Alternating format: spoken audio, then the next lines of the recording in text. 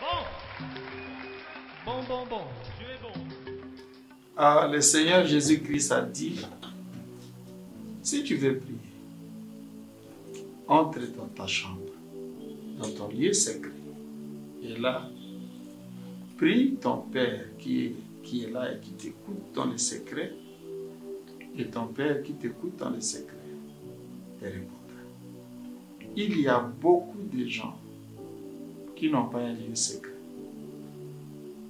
Et ça, c'est un sérieux problème. Si dans ta vie, tu n'as pas un lieu secret, si tu n'as pas de secret, tu n'as pas de vie.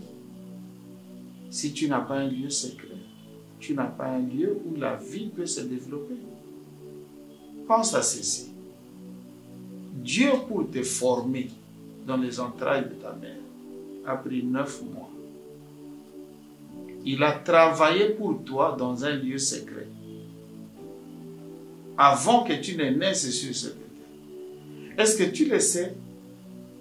Ta mère a appris au sujet de ta présence après.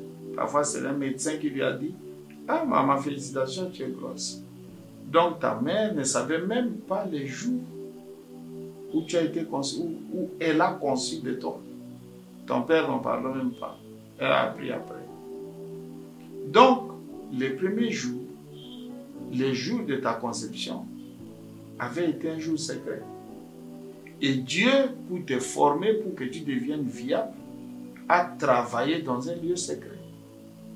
Aujourd'hui, tu prétends à une grande vie, à une bonne vie. Tu voudrais que toutes ces choses-là t'arrivent. Mais moi, je voudrais te poser la question. Est-ce que tu as un lieu secret? Est-ce que tu as un lieu secret? Avec qui es-tu dans ce lieu secret? Le lieu secret dont parle le Seigneur Jésus-Christ, c'est un lieu où tu peux rencontrer ton Dieu. Tu peux parler avec Dieu. C'est le lieu où tu peux déverser ton cœur sans que personne ne puisse te mépriser. C'est un endroit où tu peux verser des larmes sans que personne ne puisse t'interroger, te juger. Ce lieu secret, c'est le lieu de la prière. En tout cas, ici, chez nous, au Congo, prier, c'est un acte de faible. Beaucoup de gens, ils se moquent. Regarde celui-là, il ne fait que prier. Mais tu sais, mon ami, ce que moi j'ai vécu avec ces lieux secrets, c'est innombrable. Je ne peux pas t'en donner le nombre. Et aujourd'hui, il y a beaucoup d'aspects de ma vie, et ça, j'en suis très reconnaissant vers le Seigneur. Toutes ces choses que nous avons traitées avec Dieu dans ces coins secrets-là, ce sont ces choses-là que je suis en train de vivre. Certaines personnes, en regardant ma vie, s'étonnent. Ah, mais comment telle et telle chose s'est faite dans sa vie? Je sais que j'ai gagné ces choses-là dans ces coins secrets où j'ai été avec Dieu. Aujourd'hui, je voudrais t'encourager à une chose. Peut-être que toi, tu n'as qu'une vie publique. Une vie avec des amis. Toi, tu aimes sortir. Toi, tu aimes rester avec les gens. Mais tu n'as pas un lieu secret où Dieu peut te rencontrer, où toi, tu peux te rencontrer avec Dieu.